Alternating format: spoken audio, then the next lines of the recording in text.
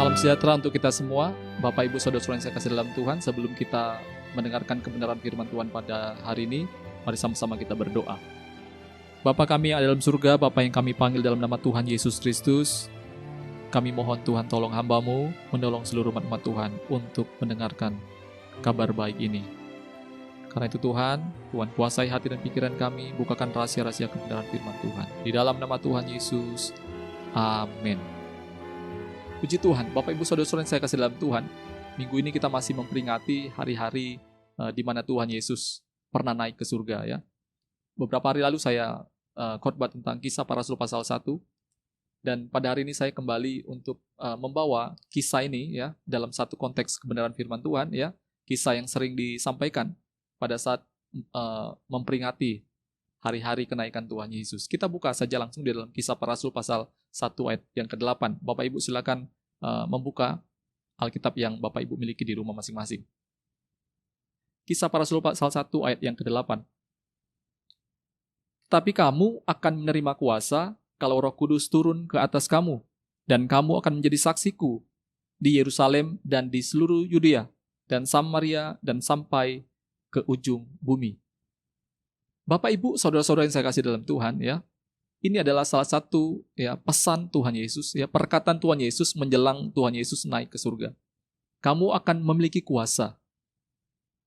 Saudara-saudara yang saya kasih dalam Tuhan, kita melihat bagaimana kehidupan orang-orang percaya di masa kini ya. Banyak orang Kristen yang mungkin dari kecil sudah Kristen ya, sudah puluhan tahun ya mengiring Tuhan, mengasihi Tuhan.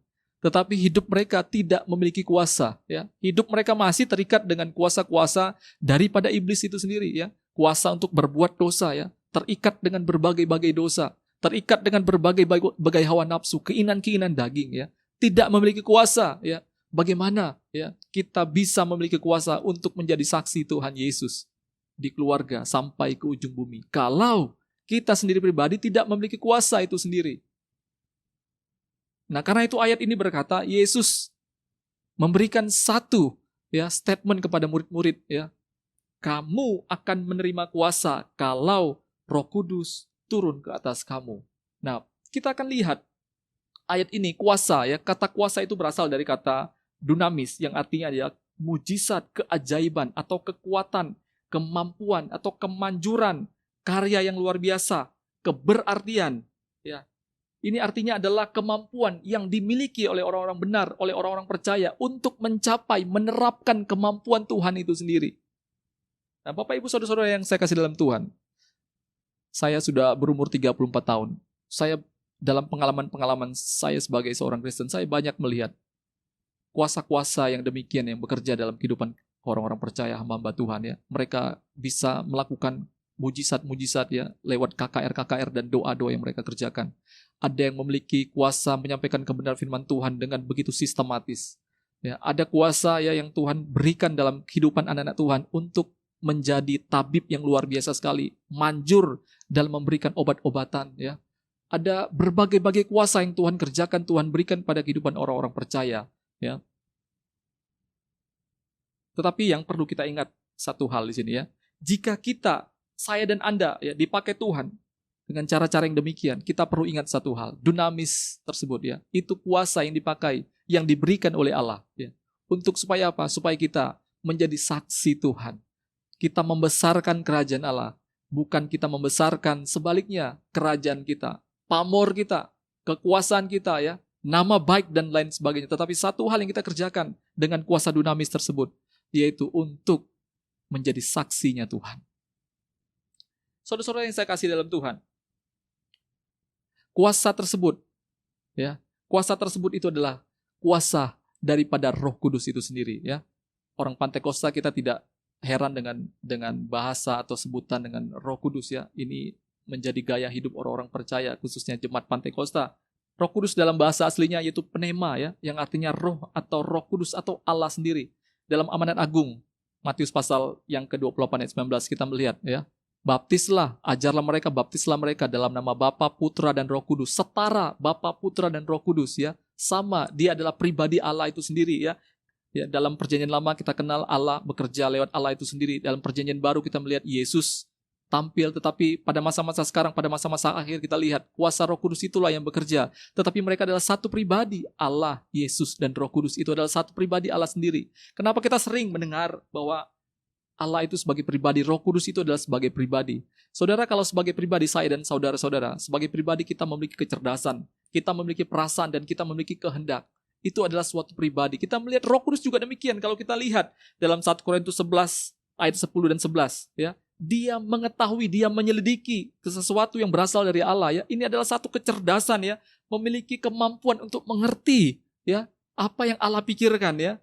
Kalau kita lihat dalam Efesus pasal 4 ayat 30, dia juga memiliki perasaan, dia dapat berduka cita, saudara. Dan kalau kita lihat dalam 1 Korintus 12 ayat 11, kisah para rasul 16, bahkan seluruh kisah-kisah para rasul kita melihat, dia memimpin setiap kehidupan orang-orang percaya, ya, memimpin, menunjukkan jalan apa yang harus mereka kerjakan, mereka harus ngapain dalam pelayanan, dan lain-lain sebagainya, ya.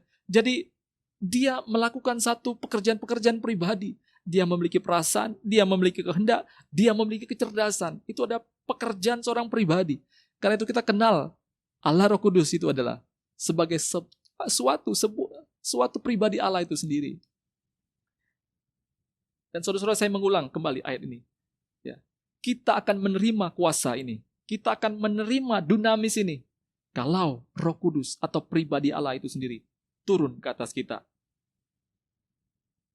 Kata turun itu diambil dari satu kata epersomai, yang artinya datang. Dia tekan, dia serang. Saudara perhatikan, orang yang didatangi, diserang, ditekan, ya, mereka akan kelabakan, ya. Kalau mereka sudah diserang, mereka dikuasai, mereka dijajah, mereka tidak memiliki kekuatan, mereka harus tunduk pada kuasa yang menjajah itu sendiri, ya. Epersoma itu adalah dia menyerang, dia menekan, dia datang, saudara. Sehingga efeknya adalah ada satu pekerjaan yang intens, ya. Efeknya itu adalah suatu kekuatan, mutu, semangat, perasaan, emosi kita menjadi berubah, dipimpin kepada yang menjajah, yaitu pribadi Allah sendiri, Roh Kudus itu sendiri. Kita lihat satu contoh, Bapak Ibu Saudara, kita lihat dalam Lukas 11 ayat 22. Kata epersoma itu digunakan dalam terjemahan ini, ya. Lukas 11 ayat 22. Tetapi jika seorang yang lebih kuat daripadanya menyerang dan mengalahkannya, maka orang itu akan merampas perlengkapan senjata yang diandalkannya dan akan membagi-bagikan rampasannya. Saudara perhatikan baik-baik. Waktu kuasa Roh Kudus itu epersoma, ya, yang menyerang, meng-attack kita, ya, apa yang terjadi, ya? Dia akan mengambil alat-alat yang kita andalkan. Mungkin itu nama baik kita, mungkin itu kekuatan kita, mungkin itu pikiran kita, mungkin itu harta kita, dan lain sebagainya. Itu akan disirnakan sehingga kita mulai dijajah oleh Roh Kudus, kita dipimpin sehingga andalan kita satu-satunya hanya tinggal satu, saudara, yaitu Allah itu sendiri, yaitu Roh Kudus itu sendiri. Haleluya, haleluya, saudara-saudara. Kita lihat satu contoh, saudara lihat. Ada satu contoh, ya, dalam Lukas pasal 1 ayat 35 dan 38. Kita melihat satu contoh, yaitu Maria. Saya bacakan firman Tuhan. Jawab malaikat itu kepadanya, Roh Kudus akan turun atasmu, dan kuasa Allah yang Maha Tinggi akan menaungi engkau. Sebab itu anak yang akan kau lahirkan itu akan disebut Kudus, anak Allah. Perhatikan ayat yang ke-38.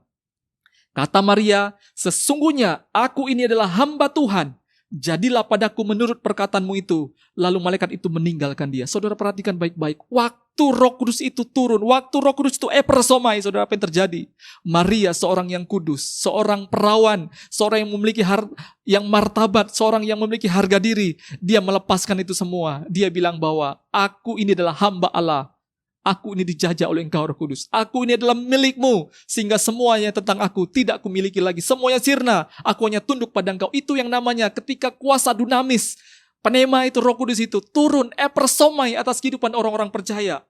Saudara sekalian, saya hanya bahas salah satu contoh, ini Maria. Tetapi kalau saudara mempelajari kitab Kisah Para Rasul, ya, khususnya kitab Para Rasul, saudara melihat pergerakan orang percaya pada zaman itu, ya, semuanya digerakkan oleh Roh Kudus itu sendiri. Saudara-saudara yang saya kasih dalam Tuhan, mungkin menjadi pertanyaan kita hari-hari ini.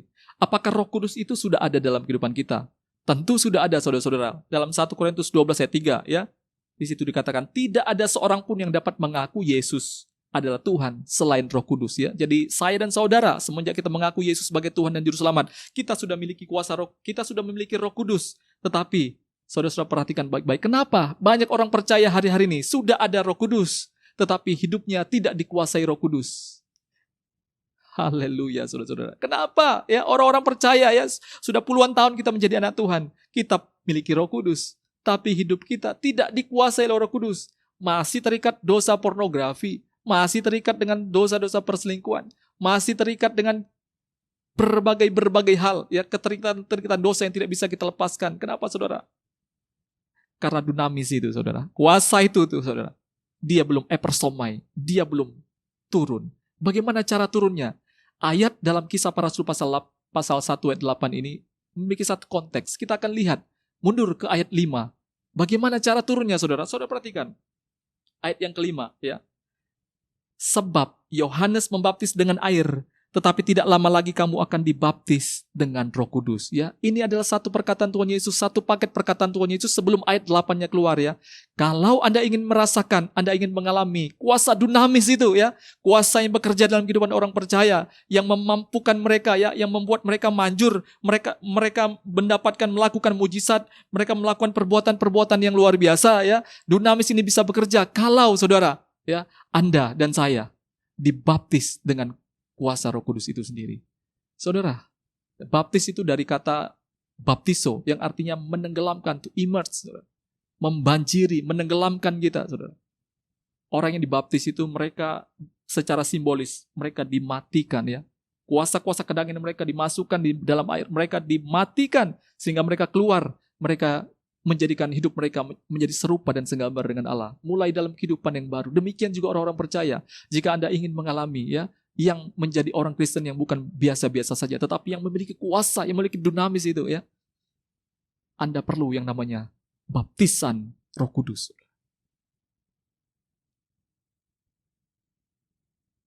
Saudara-saudara yang saya kasih dalam Tuhan, Anda yang rindu mengalami pengalaman-pengalaman seperti ini, Anda yang rindu untuk mengalami bagaimana dibaptis oleh Roh Kudus, ya. Di dalam Yesaya 44 ayat 3, Allah akan mencurahkan kuasa Roh Kudus pada hati-hati yang haus. Di dalam Matius pasal 7 ayat 7, saudara akan lihat, ya. Kalau Anda minta, Anda akan mendapat, ya. Kalau Anda cari, akan mendapat. Kalau Anda ketuk pintu, akan dibukakan, ya. Adakah hari-hari ini hati-hati yang haus akan dibaptisnya kuasa Roh Kudus dalam kehidupan mereka? Adakah orang-orang yang ingin mencari?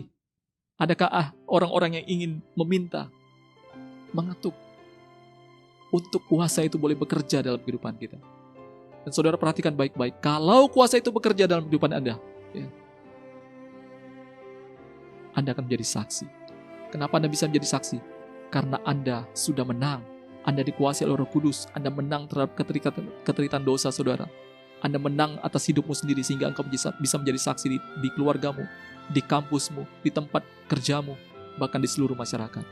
Kalau kuasa Roh Kudus itu turun ke atasmu. Dunamis itu, pneuma itu, Roh Kudus itu, epersomai atas hidup kita.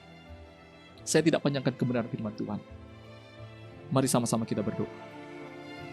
Bapa kami yang ada dalam surga, Bapa yang kami panggil dalam nama Tuhan Yesus, Engkau Allah yang besar, Allah yang ajaib, Tuhan. Kami berdoa Roh Kudus lebih lanjut memberikan pengertian yang sempurna dalam kehidupan kami. Kami berdoa Tuhan, kiranya mulai hari ini Tuhan, hati yang rindu, yang haus, yang ingin mencari akan Tuhan, mereka akan dipuaskan, mereka akan mengalami Tuhan baptisan daripada Roh Kudus itu. Kuasa yang bekerja dalam kehidupan orang percaya itu akan mereka alami. Kami berdoa kuasa itu menjadikan mereka saksi-saksi Tuhan dimanapun mereka berada. Kami berdoa orang-orang yang sakit membutuhkan pertolongan Tuhan, kiranya ditolong oleh Tuhan. Kami berdoa mereka yang letih lesu dan beban berat diberikan kekuatan baru. Kami berdoa pada hari ini Tuhan, kiranya Tuhan, seluruh umat Tuhan, mereka kembali ke rumah mereka masing-masing. Mereka menerima berkat yang daripada Allah Bapa, cinta kasih daripada Tuhan Yesus, serta penghiburan kekuatan yang dikerjakan oleh Roh Kudus menyertai kami semua. Di dalam nama Tuhan Yesus. Amin.